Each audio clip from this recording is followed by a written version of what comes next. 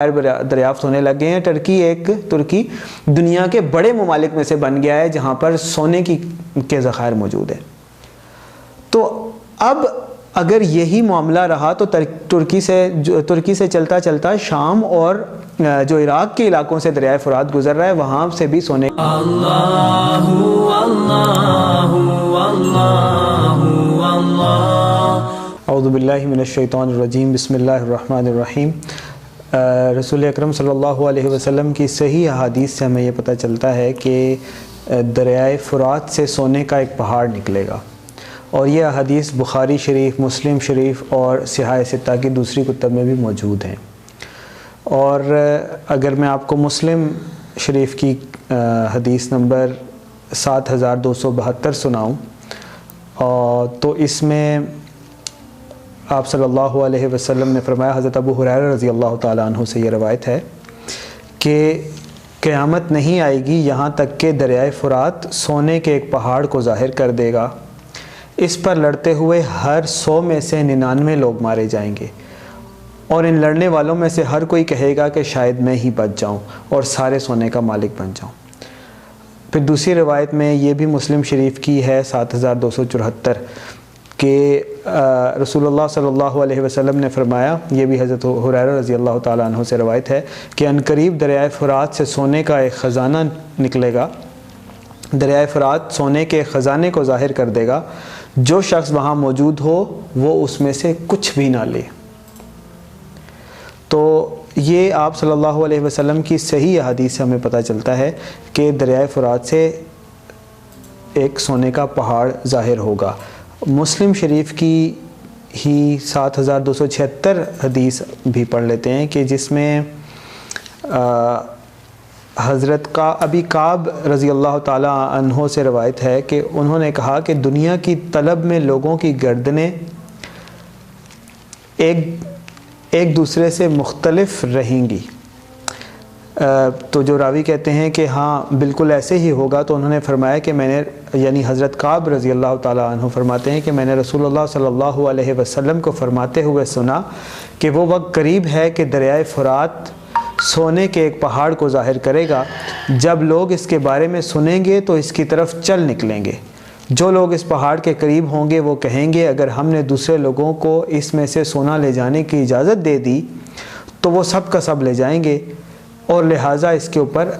جنگ شروع ہو جائے گی، وہ اس پر جنگ آزما ہوں گے تو ہر 100 میں سے 99 قتل کر دیے جائیں گے۔ یہ جنگ جو ہے اس کا تانا بانا ملتا ہے الملحمۃ الکبریٰ سے کہ آخر الزمان میں ایک عظیم جنگ ہونی ہے، جس کے بارے میں کچھ روایات میں آتا ہے کہ ہر 1000 میں سے 999 قتل کر دیے جائیں گے، اور دریائے فرات سے نکلنے والے سونے کے خزانے کے اوپر جنگ کے بارے میں یہ صحیح حدیث سے ہمیں پتہ چلتا ہے کہ ہر 100 میں سے 99 قتل کر دیے جائیں گے۔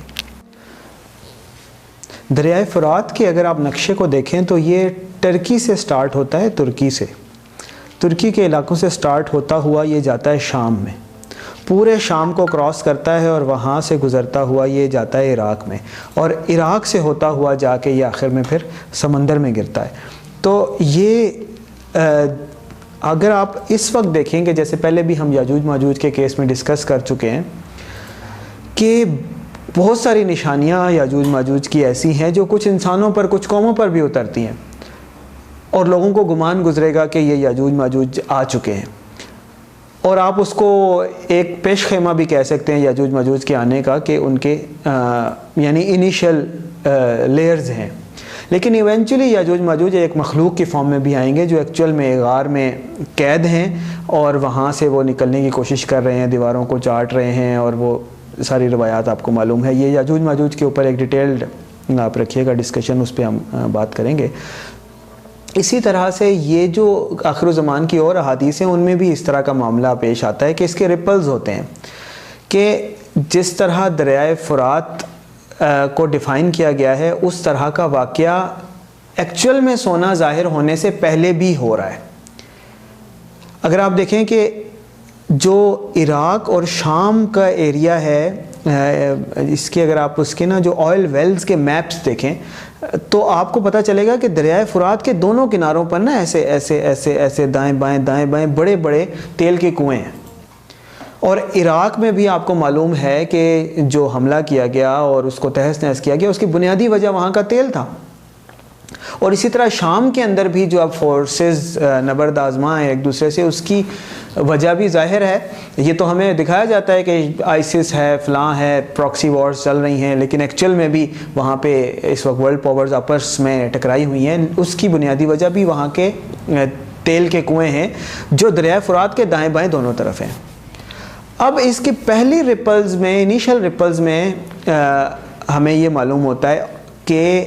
جو دریائے فرات ہے اس کے دائیں بائیں جو آئل ویلز ہیں وہ ایک آج کے دور کا بلیک گولڈ ہے، کہ ساری کرنسی اس کے اوپر بیس ہوتی ہے، ملکوں کی اکانومی اس کے اوپر بیس ہوتی ہے، اور تیل کا جو سارا معاملہ ہے اس سے انٹرنیشنل اکانومی اس وقت ڈرائیو ہو رہی ہے. تو یہ آپ سمجھ لیں کہ اس کی ایک انیشل رپل ہے، انیشل ریل، ایک انیشل لیئر ہے کہ دریائے فرات کے کنارے لڑائی جاری ہے. لیکن جو نیو ڈیولپمنٹس ہیں دنیا کے میپ کے اوپر، اس سے ہمیں یہ پتہ چلتا ہے کہ ایکچوئل میں بھی ایک سونے کا پہاڑ ظاہر ہوگا. اور اس وقت ٹرکی میں ریسنٹلی آپ کو معلوم ہے کہ اربوں ڈالر کے سونے کے ذخائر دریافت ہوئے ہیں بالکل دریائے فرات کے اوپر. اور یہ اب ٹرکی بھی اس پٹی کے اندر، ٹرکی میں بہت زیادہ تیل نہیں تھا شام اور عراق کے مقابلے میں، لیکن وہاں سے سونے کے جو ذخائر دریافت ہونے لگ گئے ہیں. ترکی دنیا کے بڑے ممالک میں سے بن گیا ہے جہاں پر سونے کے ذخائر موجود ہیں. تو اب اگر یہی معاملہ رہا تو ترکی سے چلتا شام اور جو عراق کے علاقوں سے دریائے فرات گزر رہا ہے وہاں سے بھی سونے کے ذخائر برآمد ہو سکتے ہیں ان ویری نیئر فیوچر. اور جیسے ہم پہلے بار بار ڈسکس کرتے رہے ہیں کہ قیامت کی تمام تر چھوٹی نشانیاں پوری ہو چکی ہیں اور بڑی نشانیوں کا وقت ہے. بڑی نشانیوں میں جب انہوں نے ظاہر ہونا ہے، امام مہدی نے آنا ہے، تو لوگ پھر کہتے ہیں کہ دریائے فرات سے سونے کا پہاڑ نکلنا تھا، وہ کہاں ہے؟ تو بھائی ترکی میں تو نکل چکا ہے جہاں سے دریائے فرات کا آغاز ہو رہا ہے. اور باقی علاقوں سے بھی نکلنے میں پھر کتنی دیر ہے؟ اس کے لیے کیا مطلب صدیاں چاہیے؟ نہیں، وہ کسی بھی وقت ہو سکتا ہے. آپ وسلم کی روایت سے ہمیں پتہ چلتا ہے کہ جب یہ نشانیاں ظاہر ہونے لگیں گی تو پھر یہ ایسے ظاہر ہوں گی پے در پہ، جیسے کسی تسبیح کے دانے ٹوٹ جائیں تو وہ فوراً ایک دوسرے کے پیچھے پے در پہ زمین پر گرنے لگتے ہیں، بکھر جاتے ہیں، ان میں کوئی وقت نہیں لگتا. اس طرح یہ نشانیاں ظاہر ہونے لگ جائیں. اس کے لیے کوئی صدیاں ریکوائرڈ نہیں ہیں، یہ دنوں، ہفتوں، مہینوں کی یا میکسیمم سالوں کی بات ہے. تو اللہ تعالیٰ اس سے ہمیں محفوظ رکھے. اور اس کے اراؤنڈ وہ جنگ ہوگی کہ جس کو ہم ملحمۃ العظمیٰ کے نام سے جانتے ہیں. اور اب یہ انٹرنیشنل پاورز وہاں پر جا کے لڑیں گی، ایک دوسرے سے جنگ کریں گی، اور وہاں کے جو لوکل لوگ ہیں وہ اس کے اندر انوالو ہوں گے اور اس کو سونے کو لینے کی کوشش کریں گے. دنیا کی طلب میں وہ آپ صلی اللہ علیہ وسلم نے بالکل واضح کر دیا. ابھی میں نے آپ کو حدیث سنائی ہے، بخاری اور مسلم شریف کی حدیث ہیں کہ تم میں سے جو کوئی بھی اس وقت کو، اس علاقے کو پائے، دیکھے، اس میں سے کچھ بھی نہ لے، اس سونے کے پہاڑ میں سے کچھ بھی نہ لے. یعنی وہ حرام کر دیا گیا ہے مسلمانوں کے اوپر، لیکن اس کے باوجود مسلمان جا کر اس پہ لڑیں گے اور پھر قتل و غارت ہوگی، اور ہر کوئی یہ کوشش کرے گا کہ کہیں دوسرے کو اس میں سے حصہ نہ مل جائے، اور آخر وہ کسی کے حصے میں نہیں آئے گا. ہر 100 میں سے 99 قتل کر دیے جائیں گے.